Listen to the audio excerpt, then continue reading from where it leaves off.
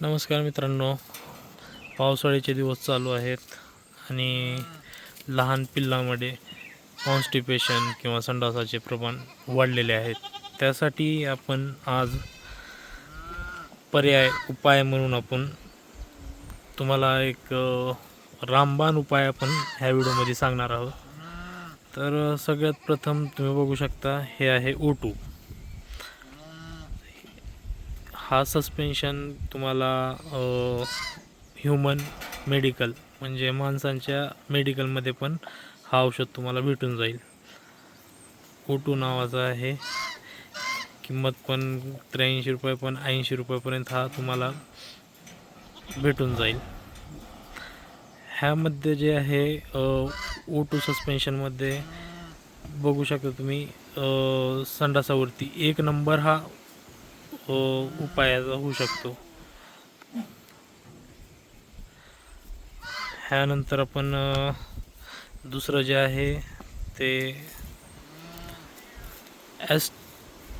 ॲरिस्टोझाईम liquid. हा digestive system याच्यावर चांगल्या प्रमाणे काम करतो. ज्याकरिता पिल्लांचे डायजेशन वीक असेल त्यावर 1 नंबर असा पर्याय म्हणून आपण ॲरिस्टोझाईम लिक्विड वापरू शकतो. हा पण तुम्हाला ह्युमन म्हणजे लहान मुलांचं मेडिकल वगैरे असेल तर तिथं तुम्हाला इझिली अवेलेबल होऊन जाईल. खूप चांगला रिझल्ट आहे मित्रांनो. आणि तिसरा म्हणजे हा मित्रांनो, सॉर्बिलाइन. ह्याच्यामुळं मित्रांनो जे आहे डायजेस्टिव्ह सिस्टीम म्हणा किंवा तुम्ही डिहायड्रेशन, पुन्हा ॲसिडोसिसचं प्रमाण वाढतो. तर हा पण एक चांगला उपाय ठरू शकतो. ह्या तिघाला आपण मिक्स करून आपल्याकडील जे करडं आहेत ज्यांना डिहायड्रेशन वगैरे किंवा कॉन्स्टिपेशन म्हणता येईल, त्याच्यासाठी आपण ह्या तिघाला मिक्स करून पिल्लांना पाजणार आहोत. खूप चांगला असा रिझल्ट आहे याचा मित्रांनो.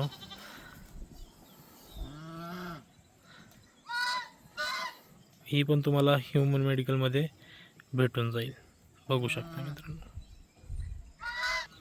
तर मित्रांनो, आपण हे 3 औषध एकत्र करून मिक्स करून घेतलेले आहेत ह्या फॉर्ममध्ये आणि आपण लाईव्ह तुम्हाला पिल्लांना पाजून दाखवूयात.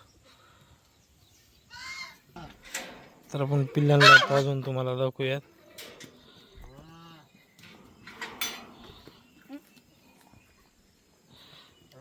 दोन्ही पायाच्या मध्ये घेऊन चांगल्या प्रमाणे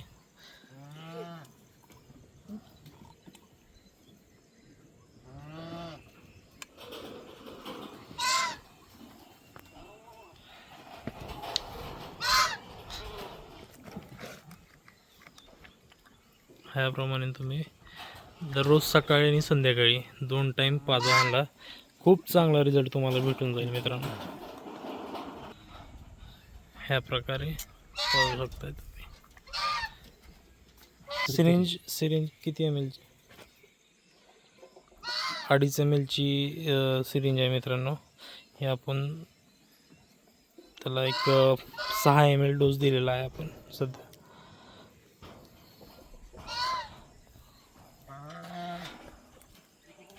तात्काळ तुम्हाला याच्यावर पर्याय शोधावा लागतो मित्रांनो, नाहीतर करडाचा जीव जाऊ शकतो. त्यामुळे योग्य टायमिंगला चांगल्या औषधाची निवड करावी. आणि ह्याने पण काही फरक पडला नाही तर आपल्या जवळील डॉक्टरला माहिती देऊन नीट उपचार करून घ्यावे. ह्या शेळीचं करडू आहे ती मित्रांनो, कोटामध्ये शेळी आहे. एक आपला फार्म आहे.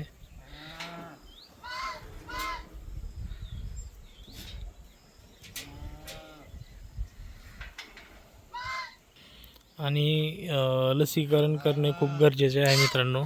हे पिल्लू पण बघू शकता तुम्ही, एकदम निरोगी आहे. पावसाळा म्हणलं तर रोग 100% येणार. सगळ्यात घातक म्हणजे पावसाळा आहे शेळ्यांसाठी. तर नीट हा म्हणजे सल्ला घेऊन चांगल्या सल्लेगारांकडून आपला सल्ले घ्यावे आणि उपचार करावा आणि डॉक्टराशी संपर्क केला तर सगळ्यात उत्तम. पण जे आम्ही आमच्या सल्ल्यातून बघितलं आणि रिझल्ट जे आहे आम्हाला भेटला, यामुळं आपण हा व्हिडिओ तुम्हापर्यंत सर्वांपर्यंत पोहोचवत आहोत. उत्तम असा रिझल्ट आहे, सगळ्यांनी वापरावा.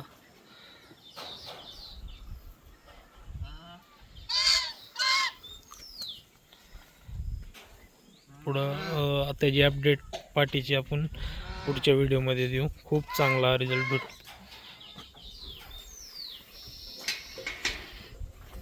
आमच्याकडे एक सध्या तर पिल्ले नाहीत, पण 2 आहेत. त्यांना हा प्रॉब्लेम आहे आणि कवर होऊन जाईल. ही पाट आहे मित्रांनो.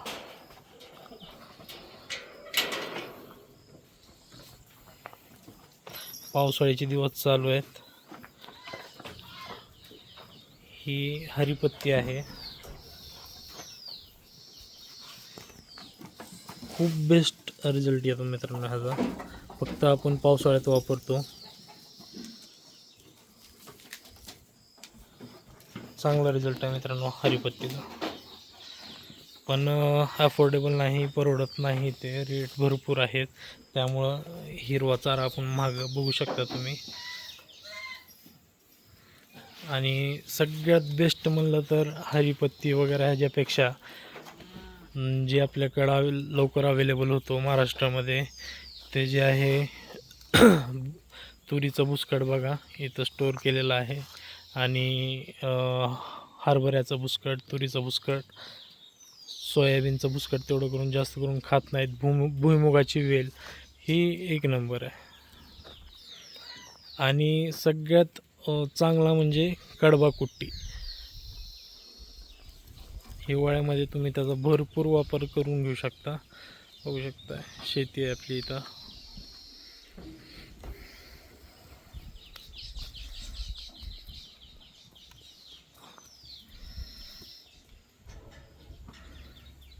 संध्याकाळी सगळे शेळ्या ह्या फळ्यावर येऊन बसतील.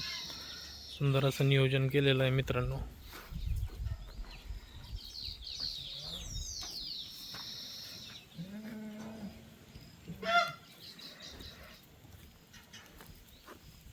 हा आपला ब्रीडर आहे बिटल जातीचा.